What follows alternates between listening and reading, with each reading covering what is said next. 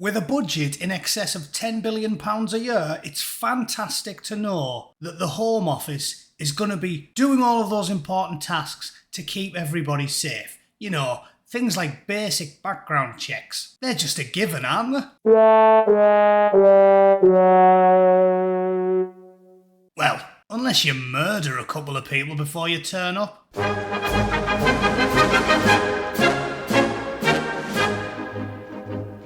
Right, this story, I always try to be chirpy and amusing when I'm doing these, but this one fills me with rage, not just because the victim of this recent, degenerate, murderous human toilet was a trainee Royal Marine, but because it keeps on happening, and I don't even need to put much effort in to remember these things. I'm not Googling these names, I'm just going to quickly show you some that I personally remember covering myself over the last couple of years. You know, so no limp-wristed Guardian reader can claim that this is me cherry-picking numbers. These are just stories that I remember. Don't worry though, for those of you that are of a nervous or extremely angry disposition like me, I'll put some happy music on while we look at the headline, shall I?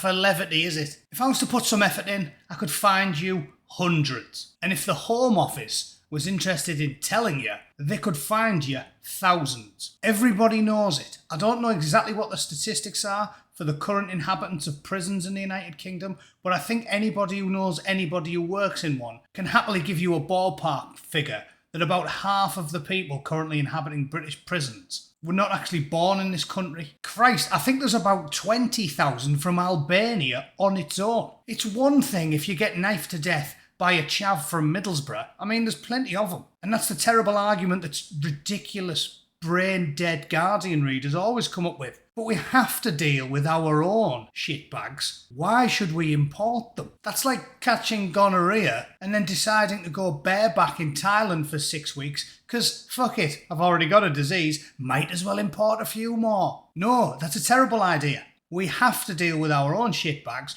Why on earth are we importing them from all four corners of the globe? Answers on a postcard. And where's Priti Patel, by the way? She shouldn't get off scot-free just because she's left the job. Priti Patel once sticking in concrete wellies and ditching at the bottom of the Thames for her shambolic performance as Home Secretary. Anyway, back to the primary story at hand. It breaks my heart every time I see a picture of Emily Jones, so I'm not even going to go there. But you all know what happened. Murdered by a deranged Albanian. Lorraine Cox, if you don't remember, was killed by, well, this bloke, Azam Mangori. What, did you think he was going to be a ginger? You're not too bright, are you?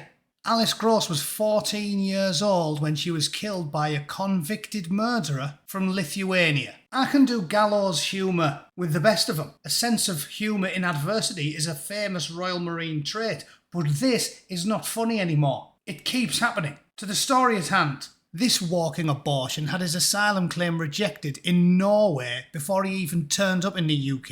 I happen to know the Norwegians are quite well organised. There wasn't a paper trail. You didn't even do a basic check, did you? I do more of a check when I'm hiring someone. If you were going to hire a babysitter, you'd put more effort into checking the little twat's background than the British government do with foreign fighting-age men from some of the worst countries on planet Earth. On his journey from Afghanistan to Bournemouth, Lawangeen Abdulrahimzai... Oh, can't do that.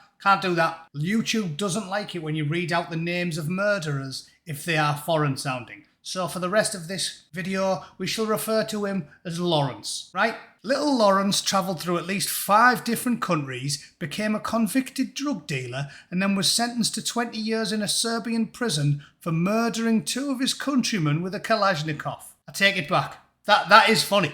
That is funny. My missus got denied a visa after a student visa expired. They were like, nah, there's too many American women with PhDs and graduate degrees and bachelor's degrees and they can speak perfect English. We don't need any more of them. Who needs more educated split arse in the UK? No, we need more hairy-backed, wiry foreign men with a penchant for double murder via Kalashnikov. Yeah.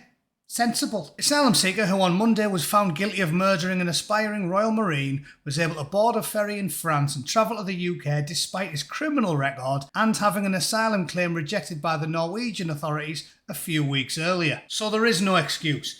If they could possibly come up with a reason, if he just came straight from Syria, threw all of his documentation away and the Home Office dropped the ball. But when all of this was known to the authorities in Norway, who we have a close working relationship with, one of our closest allies, they send us a bastard Christmas tree every year, don't they? We couldn't have rang them up and said, yeah, do you know anything about this bloke? Yeah, likes to double murder, Kalashnikov in the face. Yeah, that's the one.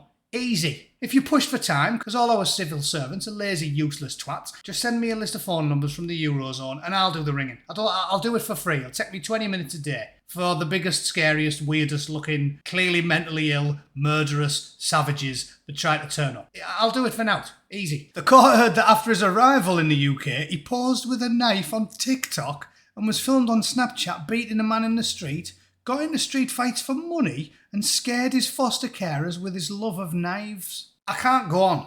If I read you the whole litany of crimes and dropped bollocks regarding this story, I'm going to give myself a stroke. My blood pressure's already in 6 figures. I can't handle it anymore. I've made this point many times. I've made many videos about it. I'll repeat myself now. Heads need to roll and dozens of people need to be jailed for criminal negligence for allowing the likes of this piece of shit, Emily Jones's murderer, and yes, the Libyan known jihadi, who was the child of known jihadis that moved to Manchester, was suckled off the state's tits for 20 years and then blew a load of women and kids up at a pop concert. People need to start going to prison for it. We've got no chance under any of the current political parties, but maybe after the commies seize power in 2025 and we all have to start drinking rainwater and living off porridge and nothing else, just maybe an alternative will arrive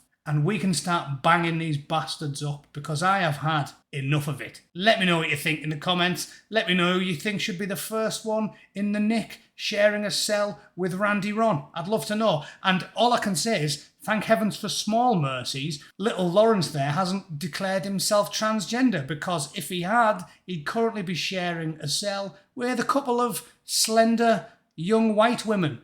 He'd be loving life then, wouldn't he? And I'm sure he's got his own prayer room and they're making sure he's got his halal meal requirements, because we're good like that. We can do nuance and we can do small details and tick boxes and cross T's and dot I's when we're worrying about hurting murderers' fee-fees. But we can't do it when we're worrying about little girls getting splattered across the side of buildings or young men being murdered in the middle of the street. Then it's just a bit too difficult. So let them all in. Unbelievable, fills me with rage and hate, and I'd like to know your thoughts on it. Rest assured, I'll try and cover something more humorous for my next upload, because this was a bit grim, but I think more people need to know about this. That kid was cut down in his prime.